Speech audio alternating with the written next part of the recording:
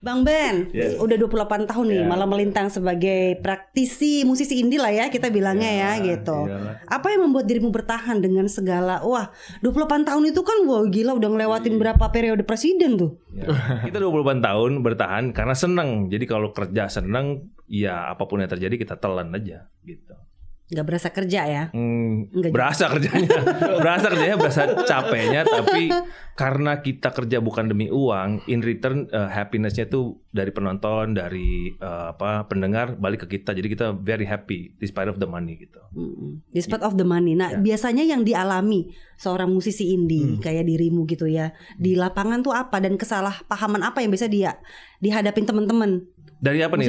Dari maksudnya dari macam-macam, dari segi hukumnya, dari pembagian ya tahulah dari awal fee-nya lah. Kalau fee mungkin nggak ada ya, kalau fee mungkin nggak ada. Tapi dari awal yang paling kita rasakan kesini adalah kepercayaan klien. Jadi ada beberapa klien kalau dia nggak berbentuk PT dia takut artisnya kabur.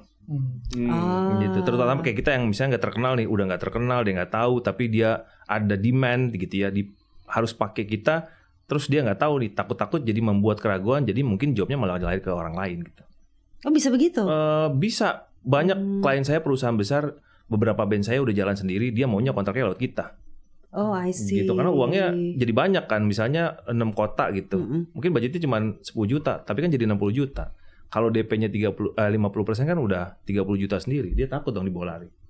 Pak Adir, gimana kalau misalnya nih ada yang baru di musisi baru, pengen lebih serius profesional gitu, mendingan jalan dulu aja lah bandnya gitu, apa mendingan bikin PT dulu deh? Kalau gimana ya, saya tuh belum pernah bikin PT sih. Oh jangan gitu dong. Saya ngurusin PT-nya. Tapi saya ngurusin PT orang. Jadi kalau dibilang apa harus lebih di awal bikin, sebenarnya enggak wajib sebenarnya. Tapi bisa pakai nama perorangan dulu. Gitu. PT perorangan ya, dulu. Tapi kalau ingin dilindungi secara hukum, ya bikin PT supaya ada perlindungannya. Jadi gini. Misalnya ya, kalau dia belum punya badan hukumnya misalnya, dia bikin tour, dia sewa studio, terus kontrak kerjasama gitu kan. Nah, di tengah jalan ternyata turnya sepi, ya kan? Terjadi one prestasi. Nah, pasti harta pribadinya itu yang menjadi tangguhan, gitu, yang jaminan. Kalau ada force major lebih kuat ya. Iya, tapi kalau dia punya perseroan dalam badan hukum, maka kekayaannya terpisah. Dia punya kekayaan terpisah. Jadi yang dia tanggung itu kalau terjadi kerugian, dia kan bisa nih untuk menutup kerugian, dia bisa pinjam ke bank dulu untuk mengatasi kerugian itu. Tidak diambil ya secara semata hartanya pribadi, mobilnya atau apanya. Tapi kalau dengan adanya badan hukum itu, dia bisa memisahkan mana kekayaan pribadi dia, mana kekayaan perusahaan dia, seperti itu. Jadi silakan tinggal memilih gitu kan. Teman-teman indie itu bisa memilih, saya mau jalan sendiri tanpa badan hukum atau saya pengen berbadan hukum tapi saya ada perlindungan di situ. Biar pondasinya lebih kuat dan lebih jelas di depan ya Pak Dir. Kalau dari POV-nya LMKN gimana Mas Bigi tuh melihat hal ini? Kalau LMKN sebenarnya nggak melihat PT mau dia perorangan, karena kita tahu sendiri bahwa pencipta itu kan majuan dikit Mas Bigi. Pencipta itu kan perorangan ya. Pencipta itu perorangan sendiri atau bareng-bareng. Terus kalau performer juga ada solois, band gitu kan. Nah, kita ngelihatnya dari perspektif itu, atau bahkan label atau produser, ya ada yang berbadan hukum gitu kan. Ada juga di zaman sekarang ya memang individual udah bisa megang master, dan itu possible, atau bisa megang karya rekaman sebagai pemilik karya rekaman, itu mungkin di zaman teknologi yang sekarang.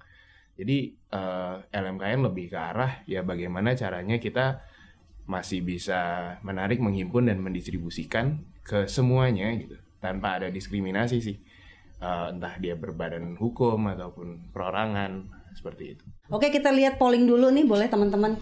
Pak Dir, sebagai penikmat musik indie, kamu lebih ingin musisi favoritmu seperti apa? Ternyata 44% menjawab tetap punya jiwa jujur dan independen. Terus yang kurang lebih sama 41% bilang boleh apapun jalannya asal liriknya tetap nyerocos. 15% ini kualitas produksinya naik kelas tapi kompromi dengan label. Boleh ditanggepin, silakan, mungkin dari Bang Ben dulu, Bang Ben. Iya, yang mana nih? Yang mana? Case yang mana mau kita tanggepin? Yang mana ya? Yang boleh? Tetap jujur dan independen. Kalau kita sih tetap jujur dan independen karena independensinya kita jaga. Misalnya begini, kalau di tempat kita atau di band saya, kita selalu bikin satu album isinya 10 lagu atau 12 lagu. Biasanya kita setiap album itu 12 lagu. Jadi 12 lagu ada yang kita bikin. Yang penting kita senang, mau laku apa enggak kita nggak peduli. Sama ada yang kita bikin, ini kayaknya orang akan suka gitu. Jadi kita memuaskan diri kita, lalu kita memuaskan orang. Jadi jangan sampai kan banyak gini, pelawak dia lucu nih, tapi begitu sampai di rumah dia udah gak lucu, dia stres sendiri. Jadi dia besoknya malah masih gini. Kita gimana mau menghibur orang kalau kita sendiri nggak happy kan gitu. Jadi kita hibur diri kita sendiri dulu, biar kita bisa bikin karya buat orang tuh happy gitu. Karena case musik kita happy ya. Mungkin kalau musik kita yang dalam banget mungkin kita itu mungkin metodologinya nggak cocok. Tapi karena kita musik joget, band yang saya main itu musiknya joget, menghibur. Jadi kita harus menghibur orang dengan terlebih dulu menghibur diri kita sendiri gitu. Kalau saya gitu. Terus yang kan ada nih, boleh apapun asal apa?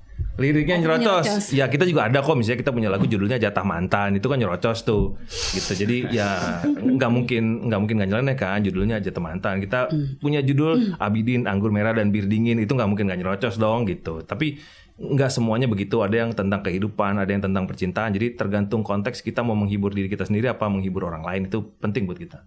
Sebagai musisi bisa ngelihat nggak sih bahwa ini yang bakal laku, ini yang enggak buat diri sendiri aja gitu? Dari awal pasti pengen karya, penasaran deh.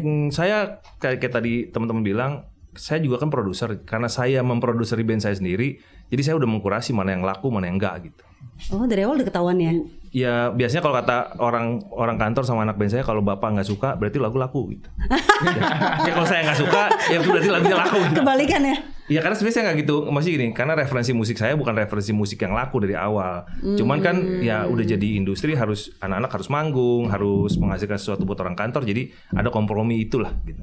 Kalau soal kualitas gimana? Pengennya naik kelas nih 15% sih yang gitu. Gini, mungkin saya ada satu case cerita ya. Saya pernah didatengin Kunto Aji, saya abis dari toilet nih, terus tiba-tiba saya keluar, Kunto Aji datang, "Bang, saya boleh ngobrol dulu nggak?" "Oh, ngobrol apa nih depan toilet, kan males juga ya." "Nggak, Bang, sebentar aja, 5 minutes katanya." Oke.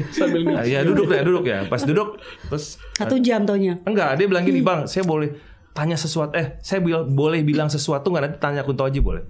"Bilang apa? Depan toilet ya, make it quick lah gitu ya." Gitu.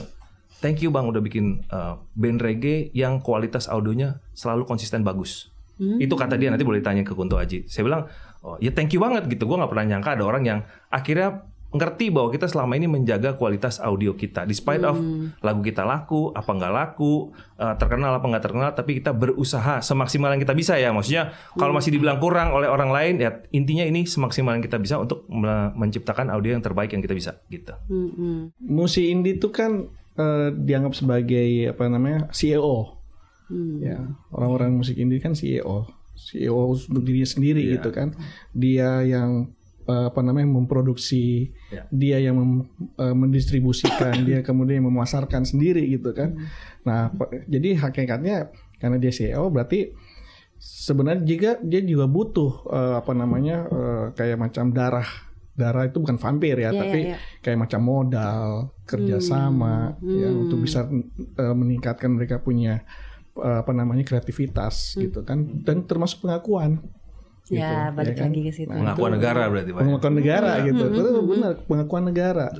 Dalam bentuk apa ya? Itu tadi, makanya negara membuat suatu regulasi, mengatur melalui LMKN ini memberikan royalti gitu supaya kreativitasnya dia, karya ciptanya itu tidak disalahgunakan, tapi mereka juga bisa menikmati bahwa gue punya karya cipta nih, gue harus bisa dapatkan setidaknya masukan dari karya cipta saya. Exactly. Apalagi sekarang sudah ada tempat ruang-ruang digital yang bisa memasarkan produksi produk mereka kan gitu, dan itu bisa dinikmati seluruh Indonesia. Banyak kan 270 Ya taruhlah 10% saja itu menikmati. Wah, udah berapa sebenarnya itu? Sudah bisa di Alphard kali ya? Apalagi punya community sendiri nih Belum Soljani. Pak, tapi tahun kemarin kita 1 triliun Pak.